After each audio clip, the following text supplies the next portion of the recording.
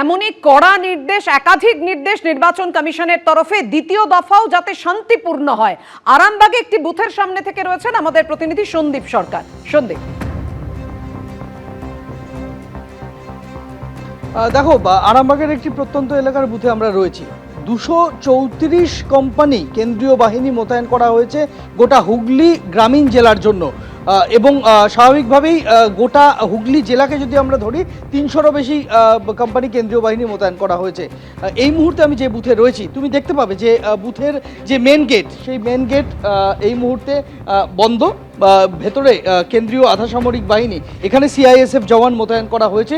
দুটি বুথ রয়েছে, প্রত্যেকটা বুথে ভোটকর্মীরা পৌঁছে গিয়েছেন। তাদের যাতে কোনো সমস্যা না হয় তার জন্য কেন্দ্রীয় আধা সামরিক বাহিনী মোতায়েন করা হয়েছে, এবং তারা একেবারে বিনিদ্র রাত্রি, এক প্রকার বলা যেতে পারে যে বিনিদ্র রাত্রি যাপন করবেন সেই মতো প্রস্তুতি নিয়েছেন, যাতে কোনোভাবে কোনো অবাঞ্ছিত ঘটনা না ঘটে বুথের চত্বরে এবং বুথের ভেতরে।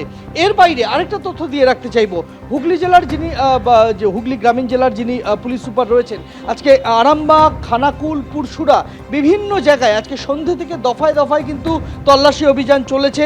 যারা সন্দেহভাজন, যাদের বিরুদ্ধে পুরনো অভিযোগ রয়েছে, এই সমস্ত মানুষজনকে খুঁজে বার করা, সতর্ক করা, এ কাজ চলেছে জেলা পুলিশের তরফে।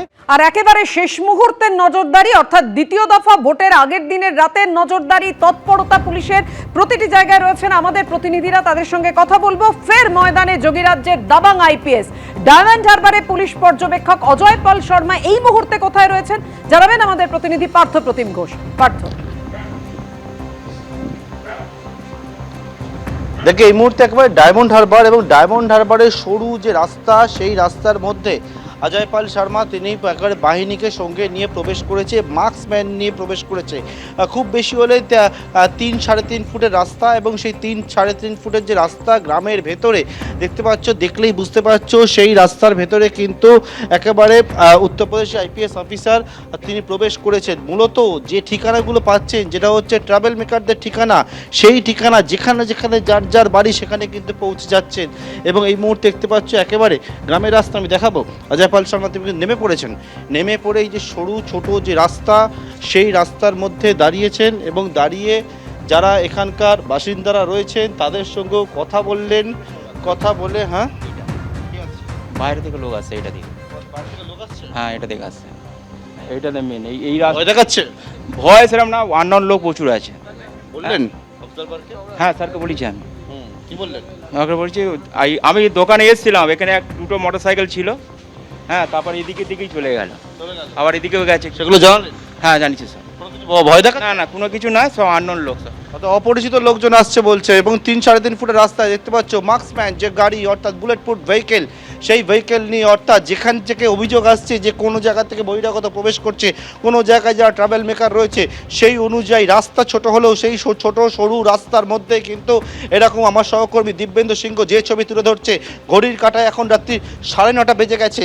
যে অ্যাকশন আমরা দেখেছিলাম গতকালকে, যে অ্যাকশন আজকে দুপুর থেকে দেখতে পাচ্ছিলাম, প্রথমে ফলতার পরে এটা হচ্ছে ডায়মন্ড হারবার বিধানসভা কেন্দ্রের মধ্যে পড়ছে।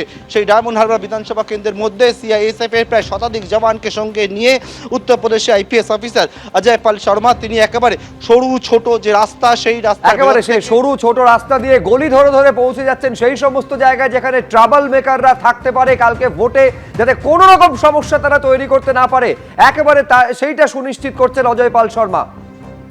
আইপিএস অজয় পাল শর্মার কড়া নজরদারির মধ্যে পরপর অফিসার বদল করছে কমিশন।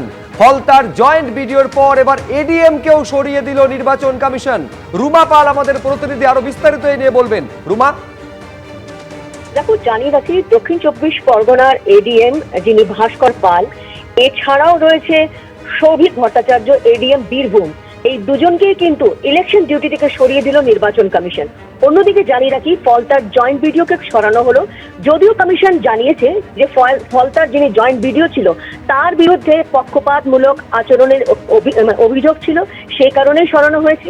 এবং এই দুই অ্যাডিশনাল ডিস্ট্রিক্ট ম্যাজিস্ট্রেট, যেটা দক্ষিণ 24 পরগনা এবং বীরভূমকে সরানো হলো, এদের বিরুদ্ধেও কিন্তু অভিযোগ ছিল, এমনটাই কিন্তু কমিশন সূত্রের খবর।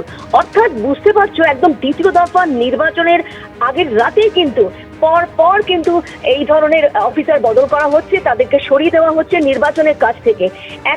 একাধিক অভিযোগ রয়েছে, সেই অভিযোগের পরিপ্রেক্ষিতেই কিন্তু এই ধরনের সিদ্ধান্ত কমিশনের। ধন্যবাদ রুমা। এবিপি আনন্দ, এগিয়ে থাকে, এগিয়ে রাখে।